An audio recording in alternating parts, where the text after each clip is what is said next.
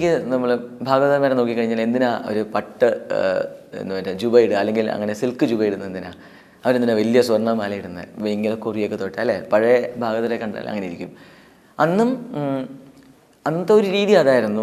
ഈ പറഞ്ഞ മൃദംഗത്തിൻ്റെ മറ്റേ മുകളിലിടുന്ന തുണി കണ്ടു കഴിഞ്ഞാൽ നല്ല തിളങ്ങുന്ന തുണി. അപ്പോൾ അന്നത്തെ സംഗീതം അവതരിപ്പിക്കാൻ പറ്റുന്ന രീതിക്ക് അന്നും പൊലിപ്പിക്കാൻ ആൾക്കാർ ശ്രമിച്ചിട്ടുണ്ടായിരുന്നു. ഈ പറഞ്ഞതിലൊരു ഷോ വേണം അല്ലേ? അത് ഞാൻ ആക്സെപ്റ്റ് ചെയ്യുന്ന കാര്യമാണ്, എനിക്ക് സന്തോഷമുള്ള കാര്യമാണ്. കാരണം സ്റ്റേജിൽ നിൽക്കുന്ന ആൾക്കാർ അല്ലെങ്കിൽ സ്റ്റേജിൽ നിൽക്കുന്ന ആൾ സാധാരണ ഓഡിയൻസ് അല്ലെങ്കിൽ കാണാൻ നിൽക്കുന്ന ആളിനേക്കാളും ഡിഫറെൻ്റ് ആയിരിക്കണം എന്നൊരു സൈക്കോളജി ആയിരിക്കണം. അത് അന്നേ എല്ലാ കലാകാരന്മാരുടെ മനസ്സിലും, സ്റ്റേജിൽ കയറുന്ന എല്ലാ ആർട്ടിസ്റ്റിൻ്റെയും മനസ്സിലുണ്ട്. അതുകൊണ്ട് തന്നെ ഡിസിപ്ലിൻഡ് ആയിട്ടിരിക്കുക. വെസ്റ്റേണേഴ്സിനെ നോക്കിക്കഴിഞ്ഞാൽ കോൺസേർട്ട് കണ്ടു കഴിഞ്ഞാൽ അറിയാം. ഇപ്പോൾ എല്ലാവരും ഒരേമാതിരിയുള്ള യൂണിഫോം, ഒരാൾ അനങ്ങില്ല ആവശ്യമില്ലാണ്ട്. അവരുടെ കോൺസേർട്ട് കഴിഞ്ഞ് കഴിഞ്ഞാൽ റൈറ്റ് ബോ ഡൗൺ ബോ വെച്ചാൽ ഡൗൺ ബോ ആയിരിക്കും. ഇത്രയും 100 വയലിൻ ഇരിപ്പുണ്ട്, 100 വയലിൻ ഡൗൺ ബോ ആയിരിക്കും. പിന്നെ അബോ വരുള്ളൂ. വയലിൻ തിരിച്ച് വെക്കുന്നത് ഒരേ മാതിരി ആയിരിക്കും റെസ്റ്റ് ചെയ്യുന്നത്. അപ്പോൾ അതൊക്കെ ഒരു ഡിസിപ്ലിൻ്റെ ഭാഗമായിട്ടോ അല്ലെങ്കിൽ കാണാനൊരു ഭംഗി വേണം അല്ലേ? എപ്പോഴും പറയും ഒരു ചോക്ലേറ്റ് നല്ല മധുരമുള്ള ചോക്ലേറ്റാണ്, നമ്മളതിനെ നല്ല പൊതിയിൽ കൊടുക്കുന്നതല്ലേ നല്ലത് അല്ലേ? കാണാൻ രസമുള്ള അല്ലെങ്കിൽ വൃത്തിയുള്ളൊരു പൊതിയിൽ കൊടുക്കുന്നതും വൃത്തിയില്ലാതെ എന്തെങ്കിലുമൊക്കെ കാണിച്ചു കൊടുക്കുന്നതും തമ്മിൽ വ്യത്യാസമില്ലേ? അപ്പോൾ നല്ല ചോക്ലേറ്റ് ആണെങ്കിൽ നല്ല പൊതിയിൽ കൊടുത്താൽ കുറച്ചുകൂടെ ഭംഗിയാവും. അത്രയേ ഉള്ളൂ. ചെയ്യുന്നുണ്ട് പരീക്ഷണങ്ങൾ എന്ന രീതിയിൽ. ഭയങ്കര പരീക്ഷണങ്ങൾ നമ്മൾ ചെയ്യാൻ നമ്മൾ ആളല്ല. കാരണം അതൊരു ഭയങ്കര ഡീപ്പായിട്ടുള്ള സബ്ജക്റ്റാണ്. ഈ സബ്ജക്റ്റല്ല, ഒരു കൈൻഡ് ഓഫ് മ്യൂസിക്കാണ്, അല്ലെങ്കിൽ ഒരു ഏരിയയാണ് കച്ചേരി എന്ന് പറയുന്നത്. ക്ലാസിക്കൽ മ്യൂസിക് നമ്മൾ പറയുന്നത്. നമ്മളതിന് ഞാനായിട്ട് എന്തെങ്കിലും പരീക്ഷണങ്ങൾ നടത്താനൊക്കെ വേണം വളരണമെങ്കിൽ ഞാൻ അതിനും മുകളിൽ ഒരുപാട് വളരണം അല്ലേ? ഞാൻ അതിൽ പരീക്ഷിക്കാൻ തക്കവണ്ണമാണെങ്കിലും. പക്ഷേ എന്നെക്കൊണ്ട് പറ്റുന്നത് പോലെ പരീക്ഷിക്കാൻ വേണ്ടിയിട്ടല്ലെങ്കിൽ പോലും എൻ്റെ മനസ്സിൽ തോന്നുന്ന കാര്യങ്ങൾ എന്നുള്ള രീതിയിൽ ഞാൻ എന്തെങ്കിലുമൊക്കെ ചെയ്യാൻ ശ്രമിക്കാറുണ്ട്. പക്ഷേ പ്രശ്നം എന്താണെന്ന് വെച്ച് കഴിഞ്ഞാൽ ആൾക്കാർക്ക് ഞാൻ നിന്ന് വായിച്ചാൽ മതി, ഞാൻ ഫ്യൂഷൻ ചെയ്താൽ മതി എന്നൊരു കോൺസെപ്റ്റാണ്.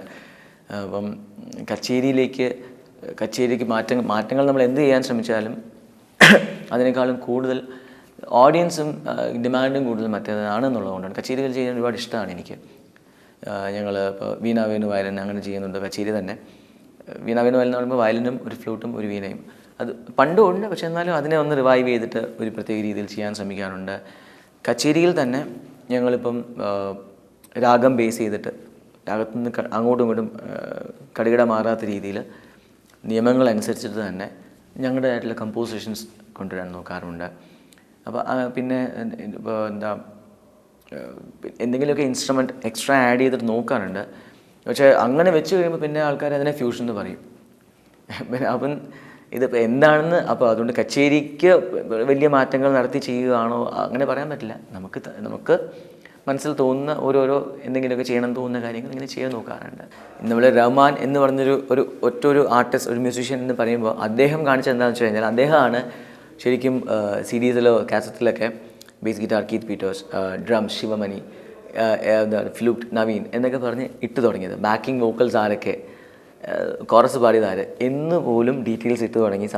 അതിനെക്കുറിച്ച് ആൾക്കാർ ശ്രദ്ധിച്ചു തുടങ്ങിയത്. ഇപ്പോൾ റഹ്മാൻ്റെ മ്യൂസിക് നമ്മൾ കേൾക്കുമ്പോൾ തന്നെ ഇതിനകത്ത് ഇന്ന ആളാണ് ഡ്രം വായിച്ചത്, ഇന്ന ആളാണ് ഫ്ലൂട്ട് വായിച്ചത് എന്ന് ചിന്തിച്ച് തുടങ്ങിയത് അവിടെ നിന്നാണ്. അപ്പോൾ ടീം എന്ന് പറയുന്ന ടീമിനെ ആക്സെപ്റ്റ് ചെയ്ത് തുടങ്ങിയൊരു പോയിൻ്റൊക്കെ അവിടെ നിന്നാണ് ശരിക്കും സ്റ്റാർട്ട് ചെയ്തത് എന്ന് വേണമെങ്കിൽ പറയാം. ശരിക്കും ഭയങ്കര മാറ്റങ്ങളാണ്. അവരിൽ ഓരോരുത്തരെയും ലോകം അറിഞ്ഞു തുടങ്ങി. കാരണം അതിൻ്റെ പിറകിൽ ഹാർഡ് വർക്കാണ് അവർ ചെയ്യുന്നത്. ഇപ്പോൾ ഒരു പാട്ടിന് ജീവൻ കൊടുക്കാനായിട്ട് അവരുടേതായിട്ടുള്ള മാക്സിമം ജോലി അവർ ചെയ്തിട്ട് ശരിക്കും അന്ന് അവർ അതിന് മുമ്പുള്ളൊരു കാലഘട്ടത്തിൽ ശരിക്കും അവർ വർക്ക് ചെയ്തിട്ടുണ്ട്. AR റഹ്മാൻ കൊണ്ടുവന്ന ആൾക്കാരല്ല ഇവർ. ഇതിന് മുമ്പും ഒരുപാട് വായിച്ചിരുന്ന ആൾക്കാരാണ്. പക്ഷേ റഹ്മാൻ സാറ് വന്നതിന് ശേഷം എന്താ പറ്റിയെന്ന് പറഞ്ഞു കഴിഞ്ഞാൽ ഈ ആൾക്കാരെ ലോകം അറിഞ്ഞു തുടങ്ങി. അപ്പോൾ ഇപ്പം ആക്സെപ്റ്റൻസ് കൂടി.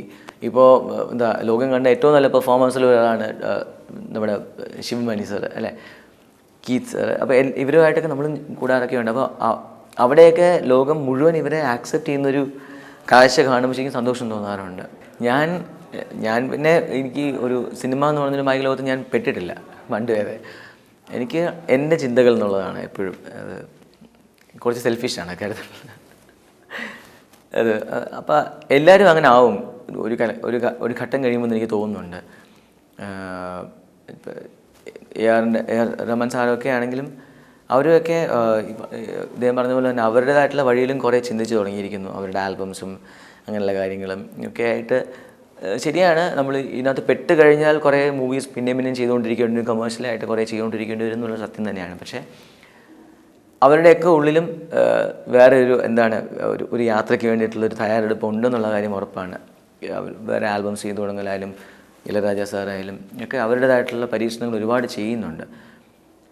പക്ഷേ എനിക്ക് ഏറ്റവും വലിയ വിഷമം അതാണ്. കാരണം നമ്മൾ ഓഡിയൻസ് എന്നുള്ള രീതിയിൽ നമ്മൾ അതിനേക്കാളും കൂടുതൽ വില കൊടുക്കുന്നത് ഒരു മൂവി സോങ്ങിനായിരിക്കും എന്നുള്ളത്. അത് ശരിക്കും ഇളയരാജ സാറിൻ്റെ ഏറ്റവും നല്ല വർക്ക് ഏതാണെന്ന് വെച്ച് കഴിഞ്ഞാൽ, അല്ലെങ്കിൽ ഇന്ത്യയിൽ ഞാൻ ഇതുവരെ കേട്ടിട്ടുള്ളതിൽ ഏറ്റവും ഞാൻ ഇപ്പോഴും അത്ഭുതപ്പെടുന്നൊരു വർക്ക് എന്ന് പറഞ്ഞാൽ ഹൗ ടു നെയിം ഇറ്റ് എന്ന് പറഞ്ഞൊരു ആൽബമുണ്ട്. അതിനി ഇളയരാജ സാറ് ചെയ്ത ഇനി നാഷണൽ അവാർഡ് കിട്ടിയ പാട്ടായാലും ശരി, ഓസ്കർ കിട്ടിയ പാട്ടായാലും ശരി, എന്തോ ആയിക്കോട്ടെ, പക്ഷേ ഇന്ത്യയിൽ ഞാൻ കേട്ടിട്ടുള്ള ഏറ്റവും നല്ല work is how to name it, no doubt about that. അദ്ദേഹത്തിൻ്റെ പരീക്ഷണം എന്നൊക്കെ പറഞ്ഞാൽ അങ്ങനെയുണ്ട് അതിനെക്കുറിച്ച് പറയാൻ. എനിക്ക് വാദോരാതെ പറയാനുണ്ട്, ഇപ്പോഴും റിസർച്ച് ചെയ്യാൻ എന്നൊക്കെ വണ്ണമുണ്ട് അതിനകത്ത്. അപ്പോൾ അങ്ങനെയുള്ള വർക്കൊക്കെ കേൾക്കാൻ എനിക്ക് കൊതിയാണ്.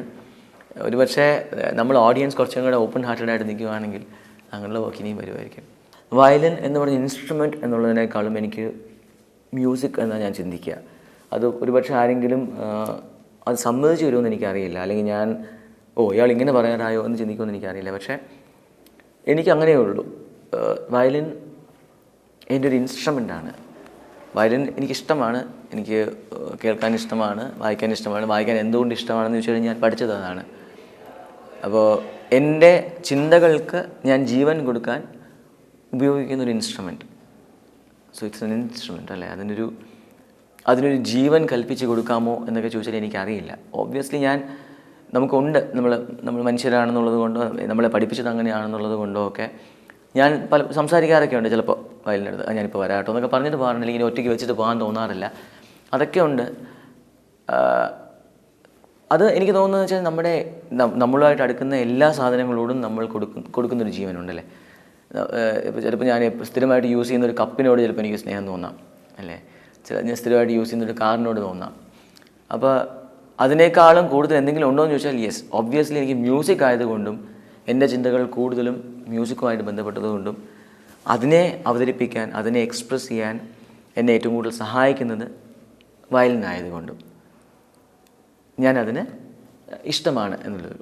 വയലിനെ ഇഷ്ടമാണ്. പക്ഷേ എന്നാലും എൻ്റെ ഭാര്യയെയാണോ എൻ്റെ സുഹൃത്തുക്കളെയാണോ അല്ലെങ്കിൽ അങ്ങനെ കമ്പയർ ചെയ്യാൻ പറഞ്ഞാൽ ഒരുപക്ഷെ എൻ്റെ ഭാര്യ ഹോസ്പിറ്റലൈസ്ഡ് ആയിട്ട് കിടന്ന് ചിലപ്പം വയലിൻ നോക്കിയിരിക്കുമെന്ന് വെച്ചാൽ ഞാൻ ഇരിക്കില്ല. ഞാൻ മനുഷ്യനല്ലേ. അപ്പം ഞാൻ ഒബ്വിയസ്ലി എൻ്റെ ഭാര്യയുടെ കൂടെ പോയിരിക്കാനേ നോക്കുകയുള്ളൂ. അപ്പം അതിൻ്റെ അർത്ഥം എനിക്ക് വയലിൻ ഇഷ്ടമല്ല എന്നല്ല. ഞാൻ പറഞ്ഞില്ലേ, എനിക്ക് നോർമലി ഞാൻ ജീവിക്കുന്ന സമയത്ത് എൻ്റെ മ്യൂസിക്കിന് ഞാൻ കൂടുതൽ പ്രാധാന്യം കൊടുക്കുന്നു എന്ന് മാത്രം. അതും മ്യൂസിക്കിന് മാത്രം. ഇന്ന ഇൻസ്ട്രുമെൻ്റ് എന്ന് പോലും ഇല്ല.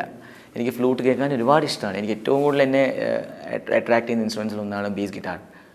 ഒരുപാട് ഇൻസ്പയർ ചെയ്യുന്ന ഇൻസ്ട്രുമെൻ്റാണ് ബേസ് ഗിറ്റാർ.